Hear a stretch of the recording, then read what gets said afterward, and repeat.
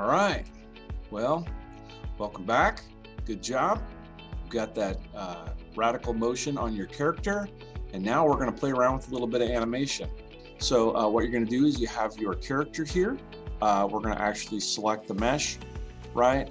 And what we're going to do is go over here, and if you look at your tabs, we're going to go down this one right here, and it's actually going to select your shape keys. And you'll notice that out of DAZ came in some shape keys up there. So if you scroll through here, there's all kinds, okay? So we're going to type in angry, right? And what we're going to do, if you hit this little record button right here, it will keep track of all the record of your animation as you actually move the character in keyframes, okay? And what we're going to do is we're actually going to hit a keyframe right here, right? And notice it put a little triangle in your timeline. That told it that on this frame, you weren't even changing his facial expression, okay? And then what we're going to do is we're going to go along here up to like frame 30, okay? And we're actually going to change our max value to make the sensitivity just a little bit better, just a little more intense for the characters. And notice you kind of want to up this a little bit. So I'm actually going to make our max 3 instead of 1. And what we're going to do is we're actually going to change our value here, right, to 2, okay? Ooh, boy, he's looking kind of angry now. And notice that because we hit this button right here, auto keying, it automatically put that in there. So you'll notice it's already changing the character's expression, okay? So let's go back here to say to frame 60, and what we're going to do is actually change that back to 0. All right, and voila, there you go. Now he's got an anger expression, okay? So let's look for some other fun ones we can put in here, right? So what we can do is let's type in, let's see,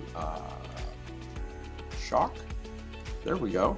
There's a shock, okay? And what we're going to do is same thing. We're going to make our max value 3 again, okay? We're going to make this value at 0. We're just going to key that right there, okay? So it's just starting blank. Then let's go up to, say, 100, okay? And what we're going to do is actually change that to 2. Whoa, that's pretty intense, right? So the computer is actually able to play back now, right? You can see your expression morphing on your character. You could put these on top of your motions inside of Radical and start to really give some expression and animation to your character, okay?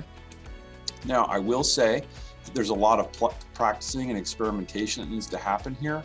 This is something where you can actually work on the facial expressions with the shape keys, but then also go into the rig, go into pose mode, and then what you want to do, right?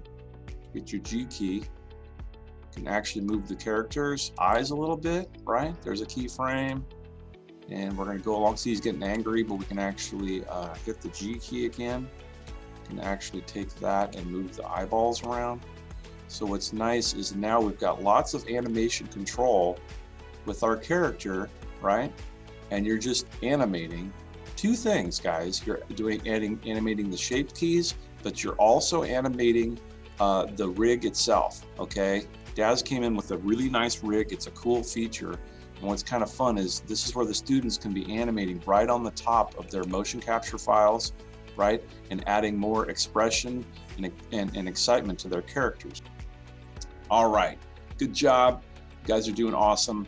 Let's go ahead and move on to our next step, which is getting the characters moved around inside of set.